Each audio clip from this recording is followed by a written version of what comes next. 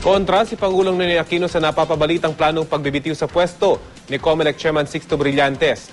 May pahayag din ng Pangulo sa bagong talagang COMELEC Commissioner na si Al Pareño at sa kinakaharap na kaso ni Presidential Advisor for Environmental Protection at LLDA General Manager Nerio Acosta.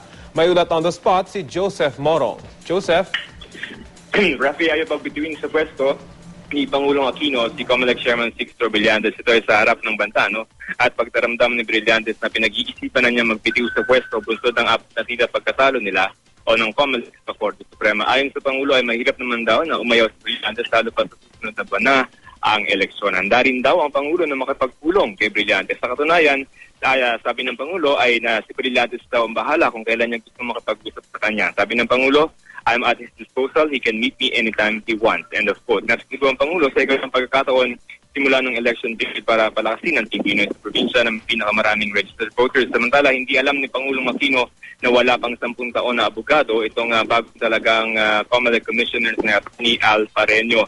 Ito ay sa kabila ng requirement na nakasaad sa konstitusyon na dapat ay 10 taon man lamang na abogado ang abogado mata talaga sa bilang COMELEC Commissioner. Nakasaad yan sa Article 9, Section 1 sa Konstitusyon. Sabi ng Pangulo, that's news to me. Sabay depensa na tumaan naman daw sa konsultasyon sa iba't ibang mga tao ang appointment itong si Pareño katulad ni na DOJ Secretary Leila de Lima at DILG Secretary Mar Rojas. Si Rojas ang nagtalaga kay Pareño bilang board member noon ng LTFRB. Tinanong si Pangulo kung may kinalaman si Rojas sa pagkakatalaga kay Pareño sa COMELEC. Sinabi naman ng Pangulo na isa si Rojas sa mga kinonsulta niya bago niya italaga sa COMELEC si Pareño. Samantala, sabi ni Pangulo kay LLDA General Manager Nerio Acosta na merong prosesong dapat sundan sa kanyang kasong kinakaharap pero naniniwala raw siya na malalampasan ito ng kanyang ni Acosta na Vice President for International Relations ng Liberal Party. Rafi?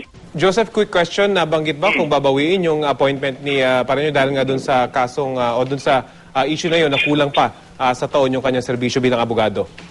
Walang sinabi si Pangulong Aquino na because of that requirement, although bago sa kanya yun, wala naman siyang sinasabi na enough reason yun para i-withdraw yung kanyang appointment. No? Ang sinasabi ng Pangulo is that bago siya italaga, itong si Atty. Pareño, ay maraming naanan na konsultasyon. And in fact, mga presidential legal advisors, DOJ Secretary Leila de Lima, but as far as the President is concerned, the qualification, si Atty. Pareño is qualified to be a COMELEC Commissioner.